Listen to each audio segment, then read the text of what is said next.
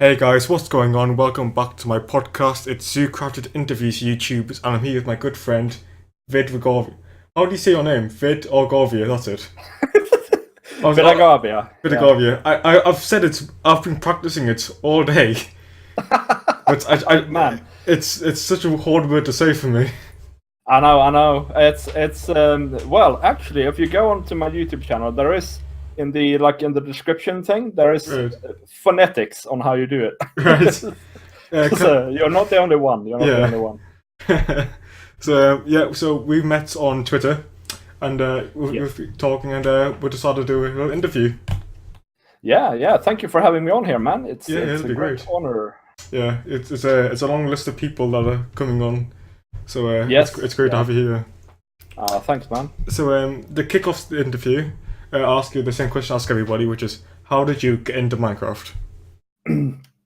Yeah, so my wife bought this game basically when it was in alpha, I think, Hmm. and then that was before I met her, and then she showed it to me when we'd been together a couple of years, and I just thought, no, this is rubbish. I Yeah, can't play this. I don't yeah, understand this.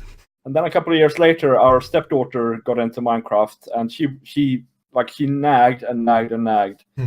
and finally we got it on the Xbox, and I tried it, and I was hooked. yeah. And then she showed me she showed me some YouTubers such Mhm. as Stampy Longnose and Oh some yeah, people like all the that. kids ones, yeah, Yeah. yeah, And I thought, well, I can do this yeah, probably because she said she wanted to be a YouTuber, and I wanted to sort of check out what it was like. yeah. I understand that, yeah, So I started doing YouTube videos. I thought it was amazing fun, yeah. and then she stopped wanting to be a YouTuber, and then she stopped playing Minecraft, and I continued. So there you go. That's how it happened. That's how so many parents get into YouTube and the kids. Yeah, it is. Yeah. Like Dragon Tech's kids got into Minecraft. They got him into it. Now his kids don't play anymore, and he keeps Oh playing it. yeah. I mean, my little kids, they still play, so we Yeah, play quite a lot together on the Xbox though, because they have a hard time with mice and keyboard and stuff yeah, like yeah. Oh, that. that's great. So you gone? So it was how many years? So how long ago did you really get into Minecraft? When was that? It was just when 1.8 was just brand new. That's All when right, I really got into it. Yeah, that was about 3 years ago then, wasn't it? Was it about 3 years ago? four, three, four. Well, I don't know, man. I really don't know. yeah, it's been out for a while. So you played it on the PC initially, then, didn't you? Well, when my daughter showed it to me initially, it was on the Xbox. But when I really got into it and started wanting to do videos about it and things like that, that was on the PC. Yeah. Yeah. So your girlfriend at the time, she was the first one to play it then. Yeah. She Yeah. was. I think Did, she must have played it in alpha already. right. She had a friend who was quite a bit younger than her, who was all excited about Minecraft and sort of wanted her to try it out. Right. I think that's sort of when Notch was building his hype back in the day, you know. Yeah. Yeah. And she played it a little bit. I don't think she really got it either, to be honest. When it first came out, it was a very different game. Like, Yes, it this, was. Yeah. I played it back in alpha, and I liked it, but it's not as good as it is now. No, Yeah. of course not. I mean, they've had umpteen years to polish it, haven't Yeah. they? So So you got into Minecraft and you thought, oh, this is brilliant. I'm enjoying this. And so so what's your favorite thing to do in Minecraft? Are you a builder? Do you like survival? Do you like redstone? What's your niche in Minecraft? I like all the things nowadays, but when I started out, it was mostly about survival building. I Right. think I would say. So I think that's probably still the core of my channel is the survival building. Hmm. But I really at the moment I'm really into redstone, for instance, and at times I do a lot of creative building, and so I do quite a lot of things on Minecraft and on my channel. I get what you mean about the survival building because it's so much more satisfying than creative, isn't it? It is in some ways. Well, most often it is, but sometimes creative can be really satisfying as well. Yeah, I think there's just something about cutting down a tree, going mining, and making a house out of that, rather than just getting all this stuff straight away. It's when you look at the finished product, you think, "Oh wow, I did this from scratch," and Yeah, I agree. Yeah. it's a great Also, feeling. I like that it takes a bit more time. You know what I mean? Yeah, It's relaxing. It's relaxing to gather materials, and it's relaxing to have to build slowly and things like that. And Yeah. It's a lot more intricate. Yeah. Yeah. So do you think your style of building is, like when you go to do something? What's your theme that you should go for? Oh man, I always try and go for a new theme on every new world that I have. Okay, Right. so I've done Viking theme, I've done Tibetan theme, I've done what did I do last season? Yeah, I've done like Egyptian theme. I've Yeah. All done right. all sorts of themes. So at the moment, I'm doing a steampunk Viking theme on Lionheart season 2. Yeah. I've got some questions about that, so I'll come back to that. So well, yeah, I think it's the Diamond Society. Sorry. Have you heard of the Diamond Society? Yes, I have. Yes. Because we did the steampunk thing. Well, I wasn't in the last season, but they did the steampunk theme, and they said it was really fun to build with that style. How are you finding it? They said it was really difficult as well, though. It is, yeah. So the thing is, with building in Minecraft, I always try and push myself, and this is my way of pushing myself at the moment, which is the steampunk Viking thing. And honestly, I've struggled a little bit, but I usually do in the beginning of a season or something, right? I struggle, and I try and find the style, basically. Yeah. Maybe for 2 or 3 buildings or something like that. But then usually after that, it sort of clicks, and then I can just build forever in that style. You get like a palette built up of blocks that work for the theme. Yeah, that's it. Palette, and also just the look of things. I mean, so I don't know if you've seen my Neo Viking stuff now, but it's kind of a quirky old style because the blocks are poking out in weird ways, and it's and just getting that right and getting that to be quirky but also have a flow to it, so you can know what you do next and stuff like that. That's kind of how I get into the style. I've tried but built steampunk, but it always just looks medieval. It's really hard to find that really tight line between medieval and steampunk. Well, that's what I did to get away from so this is a Viking steampunk, right? So what I did to get away from the classical Viking stuff is just to ban all the spruce. No spruce. Okay. All right. Well, I guess cobble. That's that will be really difficult to make that. So I can see where you're coming from. But exactly, it is. It's spruce wood and cobble that makes medieval stuff. Yeah, it is. So by banning them, I've found some quite interesting block combinations instead. So it forces you to be more creative as well. Yeah, it does. Yeah, it's great because obviously it gives people a reason to watch your videos because you're doing something very specific that other people aren't doing. Yeah, that's my hope. Also because, I mean, it's nice to build medieval stuff or classical stuff and things like that. But I think everybody always starts with medieval building. Everyone's tried it. It's the thing that all Minecrafters do. Yeah. And I think Mojang has actually explicitly said that it is a medieval themed game. So when you're doing something that isn't medieval, you have to sort of be creative. Yeah. It's always amazing when I see people make really modern and futuristic buildings with blocks, the exact same blocks they would use to build medieval houses and stuff. It's pretty impressive. Yeah, it's interesting. Yeah. So you decided to become a YouTuber. So you said that you were watching Stampy and what's the other one? I think I only mentioned Stampede, but a lot of Dan TDM and things like that as well. So were they your inspirations? They weren't, because I distinctly wanted to not be childish the way they are. Yeah, I know what you mean. But then I discovered Exuma Void actually, and he's one of my inspirations. Yeah. So well, I like Exuma because he's not childish. He's not for children, but he's still PG. So anyone can watch him, but he's not for children, which I quite like. Yeah, same here. Yeah, exactly. And that's what I strive to do as well, actually.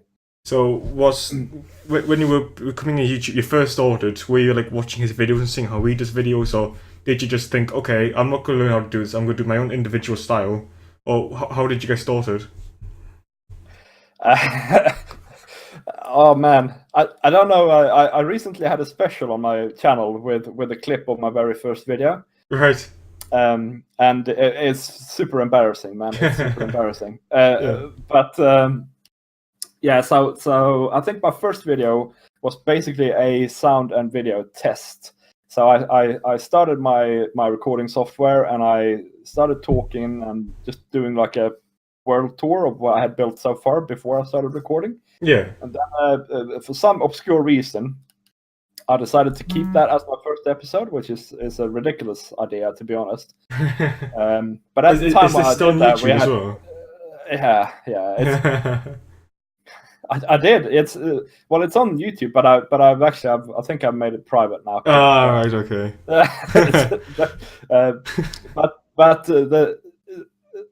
But since then, much later on, I watched back some of Etho's first video, for instance, or BWO's first videos. Yeah. They're really, really rubbish as well. Yeah, Honestly, they are. So it takes a long time to learn. Everybody starts somewhere. Yeah. So, would you say that your commentary style is based off anyone else, or would you say it's just completely you? Now I say it's me. Yeah. But I will say that the person who made me realize that I couldn't keep sounding really boring and stuff like that, and sort of gave me some tips on how I could improve that. It's actually Etho. Oh, right. Yeah, he had a video just around one of his 500 odd, Let's Plays, where he talked about how he had evolved since the beginning, and he was talking about, okay, so always smile when you're recording and talking, and he said just try and keep up the pace, maybe jog around in your chair a bit and things like that. And I started doing that, and I'm still practicing doing that, and I think that actually, that really helps to pick up the pace. But other than that, I think it's completely me. It makes it sound like you actually want to be there. Yeah, that's exactly it. And you sort of, with your voice, you engage the viewer into finding what you're doing interesting, basically. Yeah. You could be doing the exact same thing with a boring voice or with an exciting voice. You could be saying the exact same words, but how you say it and how you act makes it interesting. Yeah, that's it. Yeah. Yeah, which I struggle with that, because when I were album builder, so I don't really have to talk to people that much. So I normally talk with a very straight face. So I struggled at first to get the commentary right. I think we're all still learning, really. Yeah, it's hard, because I mean you don't, if you see somebody in the street and you have a conversation with them, right? That's kind of what you want to achieve. Yeah. But when you see somebody in the street, you don't put on a smile all the time, No. and you don't talk like you're jogging and stuff like that, I feel like when you're doing YouTube, you got to pretend you're a lot happier than what you are to try and convey this thing. Yeah, because what you're missing out, because we don't have face cam, or I don't have a face cam. I don't either. Missing out is the body language. Yeah, exactly. Which actually, and so you have to compensate for that in some way. Yeah. Well, what I found that helps me is I actually make body language when I'm recording, even though they can't see it. Yeah, I do too. Yeah. And that helps me. Wave my arms around like mad and stuff. Like that.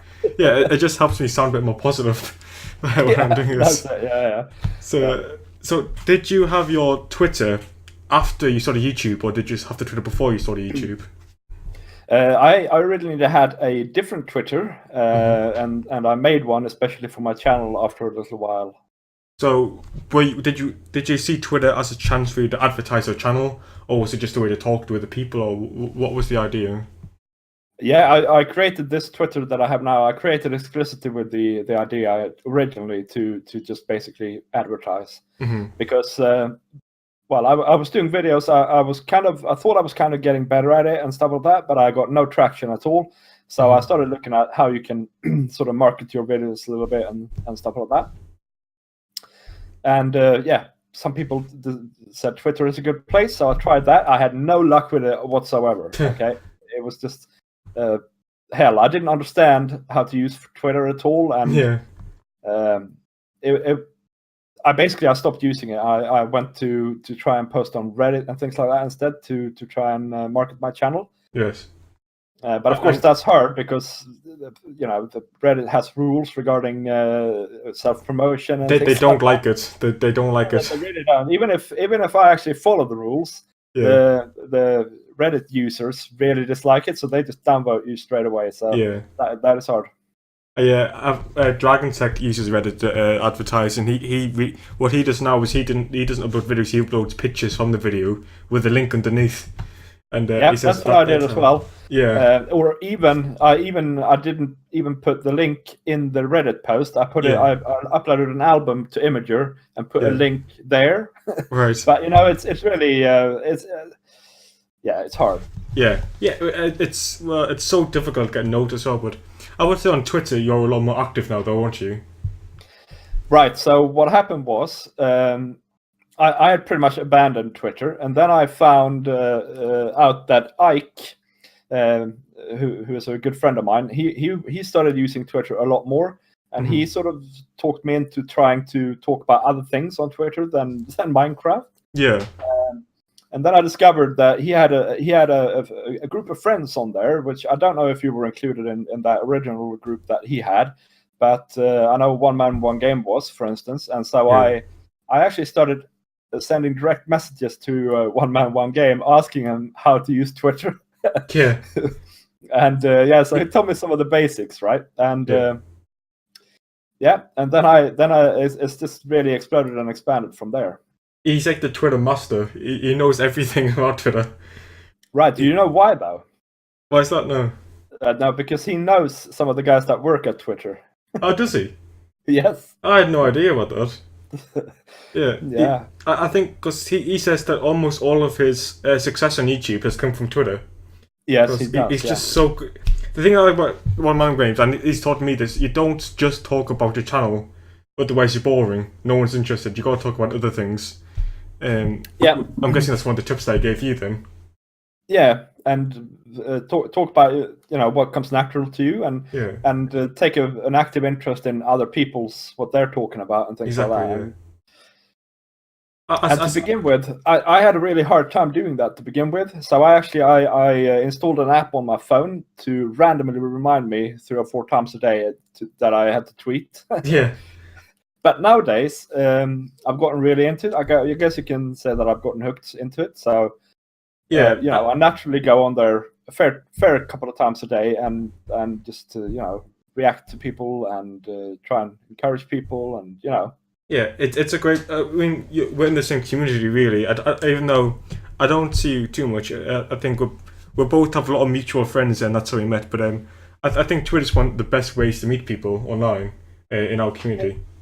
I think so. Yeah, I think so. But I'll say this though, that what has made my channel grow is probably not Twitter so much. It's probably SEO basically. So I've read up tons, and I've over time gotten really good at making YouTube show my video when people search, basically. Yeah. Well, that's actually one of my next questions was about because you've recently reached 1,000 subscribers. Yeah. Which is a massive deal. How amazing does this feel? So I've never really been bothered by subscriber count until YouTube put a limit in. For monetization, and it's not like I think I'm going to make $1 million or dollars or pounds or whatever from my 1,000 subscribers. But the principle, man, it's the principle. I want them to realize that I am, part of YouTube, basically. And if you don't have all the features, it feels like you're a second-rate citizen, basically. Yeah, you're right. So can you now monetize your videos? Not yet, actually. They take a fair while to review your channel. All right, but it's coming in though. Principle, it's coming. Yeah, because that makes you like an official YouTuber.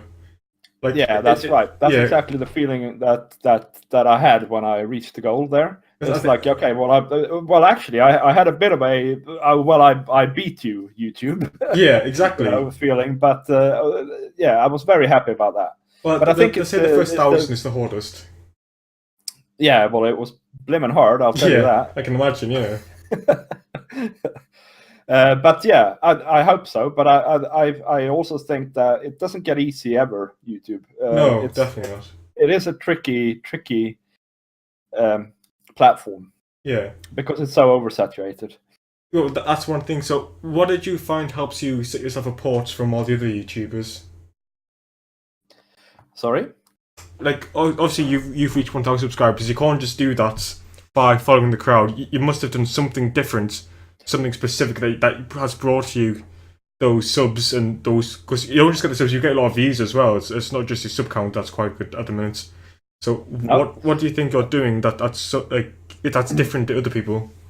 Okay, so I would say this, that what I said before, I'm not that interested in subscribers, but what Yeah. I've always looked very much at is watch time. Yes, that's super important. Yeah, it's by far the most important stat, right? So just ignore really subscriber. Well, once you reach 1,000 subscribers, ignore that and then focus on watch time. And so what I've done is, and also another thing, right, is that it's not just important to drag people to your channel. It's also important to make them stay on your channel, right? Exactly. That's why sub for sub does not work ever. No. I hate these sub for sub things. It's a rubbish idea. Yeah. So what I do is I have Let's Plays, and I try and keep that really consistent. So I do like two of them a week, and I just always do that, right? And that is for the current viewers. That's not really meant to drag people in. But then what I do is I do other types of content that is meant to be easily findable when you search for things on YouTube. So that will that be like tutorials and such? Yeah, that could be tutorials, redstone tutorials, or it could be builds, or like time-lapse builds, or like starter house builds, or whatever you can think of, really. And it can be all sorts of things like that. And I've tried tons of things, right, mate? And as soon as something doesn't work, kill it and do something else, right? That's how I've done it, right? So don't keep doing it if it doesn't work, right? So that's probably my best tip. Don't do it if it doesn't work. Go and do something else. Twist your idea. Do something slightly different. Just come up with something new, right? Yeah, I guess you gotta make it something that when people search on YouTube, you want your video to turn up there. So how do you make sure that? Are you very specific with tags? Like, how do you do that? So I sit and spend quite a lot of time trying to figure out what it is people search for. And there are tools you can sort of get a hint from. So TubeBuddy is a pretty good tool. Well, I use TubeBuddy as well. I love it. Yeah, it ranks your keywords, right? And so I sit on there until I have something that is 80 or above, basically. Right. And so that's one tool. Google Trends is another tool. Okay, you can I've never see heard of that one. in a bigger way what people are searching for in relation to Minecraft. And I use AdWords to try and figure out what people search for. I don't use AdWords to advertise or anything like that, but I use the search engine there to try and figure out what people search for, because it shows search volumes. So if you type in a keyword there, it'll show you how many people roughly search for that in a month. All right. So that's a really useful tool to see what people are looking for. Yeah. That's quite good. And then I use once I have a keyword that I think is strong, I use something called rapid tags to try and find similar keywords that I can also use. Right. So so that's the first. A lot. That's a lot keywords. Of work that goes into it then. It is, yeah, it is. People don't see that when obviously they don't know. So when people say to you how you, mate, it doesn't really stop there. That's a keyword. Then you have to make that into a sensible title. Yeah, right. Exactly. And then you have to make a description that is maybe 2,000 to 4,000 characters long that contains all your keywords 3 times each, right? Yeah. And then you have to say your keyword in the video, and this is, I can't stress this enough. You have to find your keyword before you make your video, and then you have to say your keyword a couple of times in the beginning, a couple of times in the end of the video. That's how you do SEO. So does YouTube actually pick up on you saying those words? Yeah, because you can test that it does it. Because have you ever turned on the automatic subtitles? Yes, I have. Yeah. Yeah, so that's what they do. Right? They make a transcription of your video, and that's used for them to figure out what your video is about. That's really. I never knew that. That's really interesting. There you go. So I mean, you've obviously put a lot of work and thought into this. Like, when people come to your channel and say, "Oh, he's got 1,000 subs," obviously that's the first thing people look at. They don't look at your views or your watch time. The first thing they look at is subs. and they don't see all that work and effort that's gone into making the titles and keywords for every single video, which is pretty amazing. The thing is, though, I could never. I mean, if I were doing this full time, I could do this for every video. I don't do this for every video. I do it for the videos that are designed to drag new people to my channel. Right. So you don't do it for like the SMP. No, not really. I have a standardized set of tags for my SMP, and then I try and make a description that is a little bit unique every time and things like that. But that takes like 10 minutes. But for a gateway video, I would spend maybe 2-3 hours doing this stuff. Right. Wow, that's a long time. Oh. Yeah, and most of the tutorial videos, they only take like 10 minutes to record. But the work that goes in before and after is massive. Yeah. Well, I believe on your channel at the minute, your most popular video is your 1.13 chicken cooker thing. Yeah. The automatic one. Yeah. So that is. So how long did that video take you to make? Because it's only like a 5-minute video. Yeah, it took me around 10 minutes to record it, and it took me about an hour to design the farm, and then it took me maybe 5 hours to do all the rest. Like 5 hours to do all that. I mean, obviously it was worth it because you got like 23,000 views, so it obviously works. But that's so much work. That's you can understand why all these famous YouTubers have other people doing that for them. So, yeah, for sure. I don't think I have the brain and patience to do that on my videos. But yeah, that's really awesome, man. To learn about how you do this stuff behind the scenes. I'm sure other people who are watching and have their own channels will be taking note of this information and doing it themselves. Yeah, well, it's one of the big teachings that I have from Twitter is that we're actually all in this together. So I mean, the more people who actually do this, and the more people that we know that actually make it, the better it is, isn't it? Because that'll propel us upwards as well. So we all grow as a community. Go forth in SEO. That's what I say. Yeah, exactly. Yeah, I'm gonna have to like search this up after because I want to start doing this because it sounds quite interesting. So it is, yeah. So I went up to your channel. I looked at your most popular videos, and all your most popular videos are mainly tutorials. Yeah, and it's really interesting because, like I said before, that is what people are searching for. So when you make your tutorials, you make your own design, then, don't you? So do you kind of struggle with that, or are you pretty naturally gifted at making your designs or tutorials? So in most cases, I do my own designs. In some cases, I've actually done one, for instance, of Ike's design, but I'm very explicit about this is Ike's design. But I did it because it fitted in with a theme that I had of tutorials at the time. Right. And so I asked him before and stuff like that, and all that stuff. Yeah, it's my own designs, or it's inspired by others but tweaked. You know, so you improve them. Yeah. So the chicken cooker is like everybody knows how to make a chicken cooker, right? Yeah. So it's this classic chicken cooker but with a twist. The cow farm is my own design. I just sat around in 1.10, I think it was, in the snapshots and played, and I figured, well, this actually is a farm. And then after I'd made a little snapshot video about that, like a couple of years ago, somebody else, I want to say the American guy who builds with Tango. BWO? No, he builds with Tango. He is a Redstone dude. El Mango? No, it starts with an I, though. El Mango is German, by the way. Is he? I'm really bad at knowing where people are from. Never mind, man. Some guy. Yeah, one of those big guys also made this tutorial or about the same farm. He independently discovered this farm, and it's so annoying because everybody thinks that I'm ripping him off. Right, but I'm not. He's ripping you off. No, he's not, though. He's just telling me my video, and we've just come up with the same idea, man. Right. And that's how a lot of these things work, though, isn't it? If this many people that are playing Minecraft sit around and fiddle with redstone, they're gonna come up with the same ideas around about the same time as well. Yeah, it's bound to happen. Yeah. But, and so I do my own designs. I'm not that gifted with some parts of redstone, but my profession is I'm a programmer, right? So I do think sequentially and things like that, and I guess some parts of it comes natural to me. I mean, being a programmer obviously will help you in general with logical thinking and all that kind of stuff. Because I mean, for me with the redstone, I know the very basics.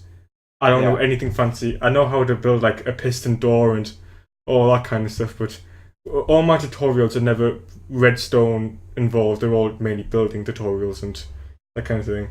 But yeah, it's really cool how your tutorials are doing really well. And Yeah, I mean, I'm actually surprised how well they're doing. It's good fun, to be honest. I mean, And I'm not surprised because they're all really useful. There's nothing there that's like unnecessary. All your tutorials are really useful to build. Yeah, and something I've realized from doing build tutorials is that the build tutorials that work best are the simple ones. Yeah, So it's things that you don't even think you need to make a tutorial about. Do a Yeah. tutorial on that, right? Because there are so many people that just don't know how to build at all, and so they just want something to get them started, you know. like they did that Orchis video, like the inspirational Orchis thing, and you wouldn't think you need a video on that, and yet it's got quite a lot of views.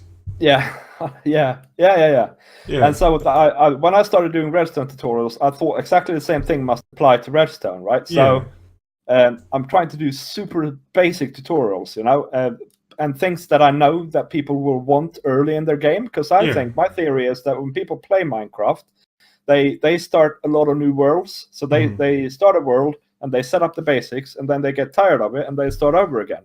And so yeah, exactly.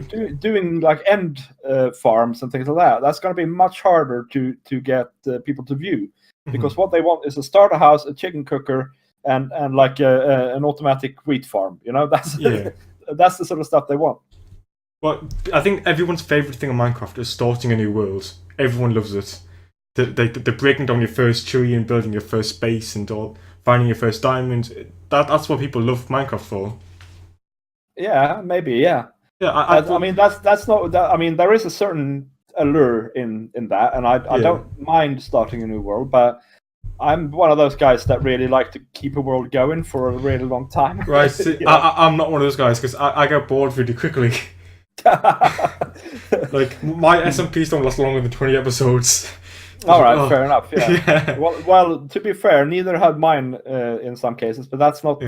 That's not because I want to stop playing in the world. It's because things happen. Yeah, it's out of control sometimes. Yeah. But yeah, that's great. So I would say from your main SMP is your Lionheart's Dynasty, isn't it?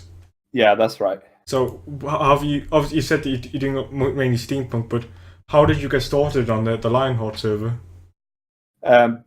Well, how did I get started, or how did season? Yeah, so I was on a different SMP before called Primecraft. Yes, I remember. Yeah, and we had just basically started our second season, and then it kind of imploded. All right.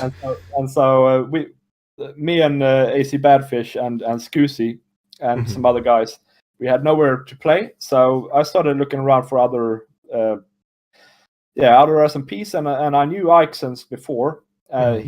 We met when I had like 30 subscribers. Right, a long time ago. Yeah, and so after a lot of toing and froing with other friends as well, who also have great SMPs, right? We decided that Lionheart was the home for us, and so we started sort of midway through season 1. Right. And then he just went from there. Because what season are you on now? Season 2. Season 2, right? So you started season 2 from the very beginning. And how did you find that, like the very beginning on the server? Oh man, this season on Lionheart we have 25 members, man. It's right. That's a lot. Big. Yeah, it's a lot. That's a lot of people. And we were pretty much all online the first time we logged in, and it was freaking. I mean, we started on an island. There were like maybe 20 trees and 25 of us. You know what I mean? That's pretty crumbs. Claim the spot, you know? Yeah. Oh, there's a tree. Oh, I got 2 logs. I'm so lucky, you know? Yeah. Are you finding that the server's not as busy as it was when I first started? Because that's what I found on the Diamond Society. Oh yeah, I mean, but that's why the thing is with Lionheart season 1, they sort of started with I think 10, 12 people. And they thought that 10, 12 people are that's gonna be a lot of people for an entire season, right? But it's just that people go away, people get busy, people lose interest and things like that. So if you start with 12 people, you're gonna end up with 2 people. Yeah, exactly. Basically, and so that's what happens all the time. People now, our idea is we're gonna end up with maybe 8 to 10 people that are actually consistent throughout the season. And that's still a good number. Yeah. Well, yeah, that makes it perfect sense from what's happening on Dime Society as well. So yeah, that's really cool. So Yeah. what episode are you on Lesson Play? I did remember all this, but my memory's not very I, good. well, we haven't been going for very long. We started in 1 of 13 when it had been out a little while. Mhm. So, but I'm on episode 20 soon. I'm recording episode 20 as we speak, basically. Right. So you've pretty much caught up with my episodes then, 'cause- and I've been recording Dime Society for ages. So I've Yeah, i've well, got I'm like I'm 20 episodes. doing 2 to 3 a week. Right. Well, that's a lot. That's. Yes. I mean, I would say it's time between episodes that's the hardest when you got to make preparations. Getting building materials, actually building and editing. It's getting it out. 2 to 3 episodes a week is a lot of episodes. So do you struggle with that or? Yeah, I'm sticking with that. It's yeah, playing in between episodes takes quite a lot of time. Yeah. But I've gotten the art of recording and editing and uploading and making thumbnails down to a fine art, and it doesn't take me very long. Yeah. Uh, Yeah. so uh, I said maybe I spent 8 hours on the chicken cooker, for instance, right, in total. Yeah. Well, maybe I spend 3 hours in total on a SMP episode. All right, that's not too bad then. 3 hours. That's well, that's manageable, I would say. Yeah. Yeah. Okay. Well, that's and how long do you think you're going to keep this Lionheart SMP going? Are you going to keep going till like 100 episodes, maybe, or even more? Or do you Well, think? if I keep going like this, I'll reach over 100 episodes, I reckon. Yeah. Well, that would be Because great. we plan to basically have it going for a year or a bit more, maybe. I think And a so, year. You can get a lot done in a year if everyone Mm. does their polls. That'd be good. Yeah, and I'm doing 2 episodes a week. That's Yeah. 104 episodes. So yeah. Well, that's hard, especially because you got 4 kids, I believe, Yes. and that's a lot of kids. Yes. And I don't know how you find the time between working, being a father of 4 kids, and playing Minecraft and YouTubing. That's a big schedule. Yeah, it is. Yeah, I don't sleep too much. I can't imagine you That's do. how I do it. Now, I have very limited time to actually record. Yeah. So I can record maybe maybe twice in the week from 10 to 12 at night. Everybody's in bed, Yeah. and I can record, right? And then I can record maybe Saturday from 9 in the evening till 1 or 2 in the evening, Right. in the morning. Oof, And that's all. That's like all the recording time I have. But that's really difficult. yeah, but I have a lot of time to, because the kids want to sit and watch a film or something like that. I can sit and play, Right. or I can sit and edit, or Right. I can I'm with you. things like that. So that's how I do it. So it's just the quiet time to record that you need quite late. Yeah. But actually editing and playing Minecraft, you can obviously do that just during the day when the kids are there. Yeah. Yeah, well, that makes sense, yeah. So, without going into too much detail, like, how do you find being a father and being a YouTuber? Is it a bit funny, or do your kids laugh at you, or what's it like?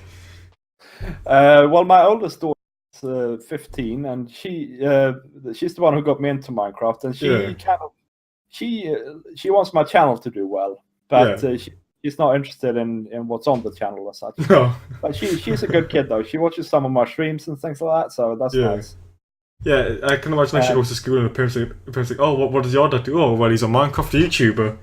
All right. So I've started telling my younger kids, who are 5 and 6, that well, you should tell your friends that I'm a YouTuber. Yeah. I'll give them some cards. Yeah, get some business cards printed off and some leaflets, and then just get the kids to spread them around. Indeed, yeah. If you can't use your kids as free labor, what good are they? Like, really? I know, right? Yeah, but so the younger kids, I sometimes because they think it's cool, and they often want to watch while I'm playing. Yeah. But they don't think my videos are that good, to be honest. They think they're too boring. Well, and it's not really aimed for their age, though, is it? It's aimed for more like I mean, teenage. they like Stampy, right? Yeah, Because exactly. he builds simple and colorful builds, and Yeah. I don't really do that. He also does the children talk. Yeah, he does. talks Yeah, like he has some of the a children. really annoying laugh and things Yeah, like that. exactly. Yeah, exactly. Well, maybe I do as well. By the way, who am I to judge? But yeah. Yeah, so yeah, it must be quite funny then having the 4 kids. I'm only 21, so I can't imagine having kids yet. But yeah, I think if I had kids, I would really struggle. Having 4 kids, I don't think I would ever go on the computer. I can't imagine ever having any peace. So I don't know how you can do this. Okay, so let me tell you this though: if you have kids, you Yeah, have to make time for yourself. Okay, right. it's like you can't go to work and then spend the rest of the time with the kids. You have to actually really, like honestly, truly, it's the most important parenting tip ever. Make time for yourself, because otherwise you'll be a rubbish parent. You'll just yell at your kids all the time, right? You have Yeah. to every day really find your inner peace at some point, right? Because otherwise you just lose it. Yeah, I would just go mental if I had no time for myself. Yeah. Yeah. I mean, I'm quite a lonely person. I'm like I like being by myself and things like You're a that. lone So, wolf, yeah. yeah. So if I don't get like 2 hours a day to just sit with myself, I'll go nuts. You know. Yeah. Yeah, well, I think that's just human nature in general. You need some me time, don't you? Yeah. Which is why I don't want to have any kids anyway. But yeah, that's great. But you're not actually originally from England, as most people can tell from your accent. You're actually from Sweden, aren't you? Yeah, I'm from Sweden. Yeah. So when did you move over? It's 80 years ago. 80 years ago. No, it's 8 years ago now. I think. Right. Just, yeah. I mean, you speak English fluently. Did you speak English before you came over, or? Yeah, I mean everybody in Sweden speaks English. Oh, do they? Oh, right. Yeah. So it's not our first language or anything, but everybody studies English from I think 3rd grade until and all the way through college. So right. That's pretty impressive, because most people in England can't even speak English. So no, I know, right? I constantly have to rectify people's spelling and things like that in England here. So I mean, I live in the northeast of England, and anyone who lives in England knows in the northeast we don't speak proper. No, you totally speak improper, man. Yeah, we speak. I love the British accent. I think it's one of the most funny things. And everyone who isn't British loves it. For some reason. Sorry? Everyone who isn't British loves it. People who are British hate it. It's the most weird thing. It is, yeah. But I'm actually I live in the south of England. I actually strive actively to speak more like a southerner. Right. I go around and say butter and stuff instead of butter. Butter. It's butter in it. Yeah. And it's butter in it, mush. Yardies meat. I'm sound. I mean, did you ever watch Curly Molly? Or have you heard of him? Yes. I have watched 1 or 2 videos. Yeah, well, he's a Scouse, and his accent's so funny. Yeah. And I actually worked with. I used to be his apprentice, so we're friends in real life. And when I first started working for him, I had no idea what he was saying. Yeah, because he's a carpenter, isn't he? Yeah, well, he taught me. He's a joiner. Yeah, carpenter. Yeah. And so he taught me to be a joiner. But right. You had to say everything like 3 times whenever he was telling me how to do something. Because I was like, mate, I have no idea what you're saying. Sweden, though. In fact, I used to live. I'm from the south of Sweden, but I used to live up north in Sweden for a bit. And whenever I went to talk to a shop owner or something like that, I knew that I had to say something, and they would say sorry, and then I had to say it again before they actually understood, and before their brain sort of clicked into, okay, I need to listen to the southern accent now. Yeah. you know. Yeah. So I used to go into shops and say completely random things, but that sounded like I was from the south, and they would go sorry. And then I would actually say what I wanted. Well, that happens to me all the time. Like, if I go like a tiny bit south, they have no idea what I'm talking about. No. Like, I can imagine, yeah. Yeah. Like I work, I'm a builder, so I work with other builders, and I say, I'm just going to get me bait. I'm like, what are you on about? Getting a bait? Because that's what we call our packed lunch, or dinner. Oh, yeah, okay. We call it our bait. That's just, everyone in Swindon says that. And if I go anywhere, like, we also say, like strawberry sauce or raspberry sauce in ice cream. We call that monkey's blood. Which sounds like the most random, weird thing to anyone else. But to us, that's completely normal. Yeah, you get monkey's blood and ice cream. That's just what we say. So whenever I go anywhere, when I was a kid, I would say, "Oh, can I have some monkey split on the ice cream?" And the ice cream man would just look at me like I'm crazy. Yeah, Yeah, yeah, I love the accents and different phrases. yeah. I do. Yeah, I Yeah, do as well. It's an awesome thing. yeah. So we've been going for about 15 minutes, so I'm gonna tend to sort of wrap it up now. So for what do you think is the future projects you're gonna be having on your channel? What can we look forward to on the channel? So I'm gonna build Valhalla on Lionheart 2. Right. So yeah, I'm gonna basically go full on Norse mythology, combine it with steampunk, and build a steampunk Valhalla. Wow. That's what I'm planning to do. And other than that, I'm planning to do more tutorials, Mhm. and I also actually plan on expanding out a little bit into other games, a tiny bit. All right. So what games do you have any in mind, or No, is it a secret? small indie random games. All right. So do you think that like a couple episodes each, or do you think you'll be doing full series? No, I think one or maybe sometimes two episodes per game. There, I just So more like sometimes, spotlight videos. yeah, you might say that. Yeah. Yeah. So games that are like in alpha stage or things like that, they want some exposure. I'm happy to Mhm. do like a one let's play episode if that makes sense. Yeah, I know exactly what you mean. Just giving people a feel for it. Whenever I go to buy a game, I always search on YouTube for it first to see if it's going to be any good. Yeah, there you go. So I know exactly what you're on about. So, where do you, this is a new question I'll come with, is where do you see yourself in a year's time on YouTube? Where do you think you'll be at? Obviously, it's really hard to tell, but in your Yeah, own no, that's opinion, fine. Do you mean where I actually see myself, or do you mean where I want myself to be? both, two different answers. Where do you want to be and where do you think you'll be? Okay, so I think I will have a fairly good channel in a year's time. I'm still on Lionheart, still doing Redstone tutorials, Mm-hmm. and I probably have around 10,000 subscribers or so, Right. and pretty good watch time. That's what I think will happen. Okay. What I want to happen is I want to explode a little bit. Yeah, I think we all do. Yeah. So in a good way though, not in a bad way.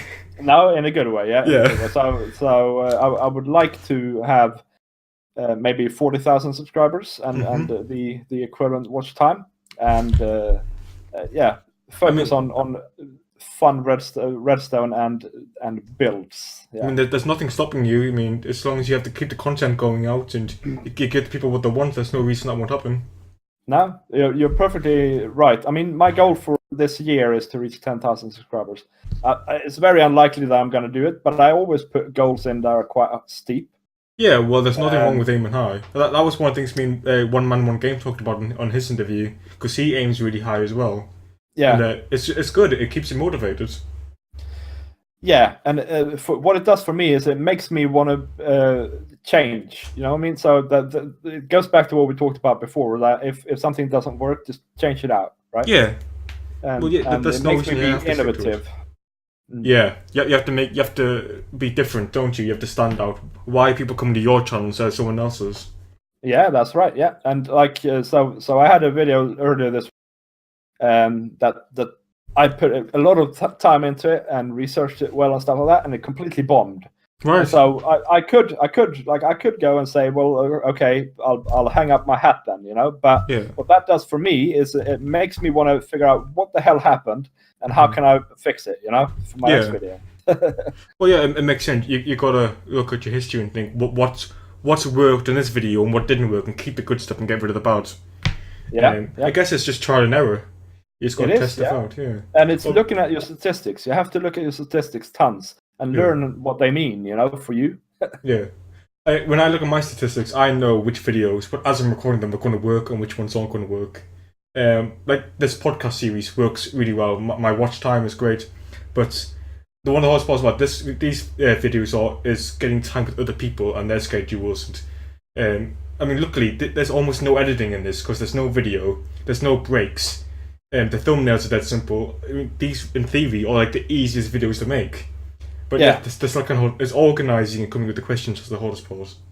Yeah, for sure. Yeah, I understand that for sure. Yeah. And I mean, it's always a hassle when you have to record with other people because we get into. I mean, we're lucky because we're on the same time zone. Well, that's it. The time zones are so difficult. Yeah, it is. Yeah. Like, I'm trying to get one with Sunfire SG. Have you watch any of Oh his? man, yeah, it's in Australia, isn't he? Yeah, well, New Zealand, yeah, and Oh yeah, I think man, that is hopeless. I'm 5 hours ahead of him, Yeah, and so but he only records like really late or really yeah, early, yeah. which just doesn't work for me. So No, we're no, trying no. to It's organize a weekend thing. I used to record quite a lot with the guy from Hawaii. Oh man, Oh, all right, that's like South terrible. America, isn't it? No, no, yeah, I don't know. Well, it's in the middle of the Pacific Ocean, right? There's Yeah. 11 hours time difference, Ugh. and it's like, well, How do you even organize that? so he got up really early and recorded it in the evening for me. That's how we sorted it out. Right? Oh man. Oh, it's just really so difficult. I mean, but when it does work, it's a good feeling when it's worked and there's no better feeling than when a video goes really well and people love it and you got the nice comments and you got the watch time and the views and the subs come and it's a great feeling. It is, yeah, yeah, it is. One of the things you haven't asked me about is how, why I'm on an SMP rather than being on a single player world, So, and the very reason for that is that it is so much fun to record with other people, but also it's so much fun to see in your videos what other people have done. So like I can go onto Lionheart now to record a video, and all of a sudden I have to spend 2-3 minutes talking about this thing that somebody else has built. You know, the videos pretty much make themselves. You know what I mean? yeah. Yeah, well, to be honest, the reason I asked that is because I hate single player. So Oh, right, okay. I just assume everyone else does. No, I really enjoy single player. Do you? It's just that being on YouTube, it's just nicer Yeah, to be on an SMP because you Yeah. get a little bit of a help, talking about things and making Yeah. content. Because I- other people have made something that you can talk about. well, yeah, that's how me and Cody got started. We were on a server, just the two of us, and that helped us become YouTubers. But one man, one game only plays single player, Yeah. and I don't know how he does because I would go mental. Like so, just by yourself all day. At least if you might be in the room all day by yourself when you're recording, but at least you're with you're with other people on the server. If I was in a single player, I would go crazy. So I don't know. That's just that's just what I'm like personally. That's all. Yeah, no, I could have a single player. In fact, I have had several, Yeah. and I like that. But yeah, I think it's something more satisfying being on a server as well. Other people see your builds in person, and they can kind of show them off and give their opinion, which I think is quite cool. yeah, for sure. I mean, on Lionheart, I instantly got quite involved with Spawn Town, for instance. You know, and that's a great project because everybody needs to do something in Spawn, and so like it really gives you opportunity to talk to everybody. Really, It also helps the channel grow because obviously the people from their videos watch your videos. Yeah, people from watch your videos watch their videos. You all help each other grow, and it spreads. The thing is, love. we have a Lionheart has a. I'm one of the bigger ones now on Lionheart, and it is super hard to get somebody. If somebody has discovered you, to get them to watch, Curling Mantis or whatever. Curling Mantis? No, Crafting Mantis. The Crafting Mantis, yeah. Yeah. It's super hard, right? Because they've come to the channel, especially if it's a Let's Play, right? They've come to the channel for you. Yeah. Because they like you. And that's the thing with the LPs, right? You can't just build things. You have to make people like you. Exactly. You have to sell yourself, basically. Yeah, and so to get them to watch somebody else's, even if it's on the same server, that's super tricky, man. Because they could be a completely different type of YouTuber. Yeah, and yeah. And so I know what you're saying. We have a person on the server who has, I think now 40,000 subscribers, right? Oh wow. Yeah, but that doesn't help us any really. It helps us very marginally, because like I said, they come for him and his personality, right? And they might think it's cool that I built a coral tower in the middle of Spawn, right? But that from that to actually going to watch me, that's quite a big step. Yeah, I know what you're saying. Yeah, it's getting them to go. Yeah, you're right. Because I found that we're now with different servers, I only really gained the people who were also on the server. I never really gained much on the other people from their own fans. No, but what you do though when you're on a server is you're networking, right? So Yeah, you're actually exactly. getting to know new people who also play Minecraft and do YouTube videos, and Yeah. that's worth a lot as well. And that ties into the whole Twitter community thing. Well, yeah, that's the best thing about Twitter is you're constantly discovering new people who are really cool. Yeah, I think, but where our Minecraft community is great. I always say all my interviews, like, come and join our community. Anyone's welcome. No, as long as you're a cool person, you're nice to each other. That's all you really need. yeah. Go check Yeah, out Crafted's Twitter, man. yeah, and And mine. well, all of your links could be in the description. So if you want to check out his channel, check out his Twitter, check out any other links that you want me to put in there, they're all going to be in the description down below. So you can go check them out. I highly recommend them. And there's one other thing I want to mention before we go is one of my favorite things I've discovered on the channel was your chunk builds, which I Yeah. love them. I think that it's such a smart idea of having all the stuff inside the chunk, and you've got like a map full of these chunk builds, haven't you? Yeah, I do. Yeah, And yeah. I think I'm going to be linking his. There's a playlist for that, isn't there? Yeah, there is. Yeah, I'm going to put that playlist in because I highly recommend that because that's really cool stuff as well. Thanks, man. So I think I'm okay to end this thing if that's okay with you. Yeah, that Yeah. sounds good to me, man. So I've been interviewing our good friend Vidargavia, if I say that right. Yes. Yes, Vidargavia. And if you've enjoyed, like I just said a minute ago, all of his links down below. Check out his YouTube and Twitter and all of his playlists and his videos.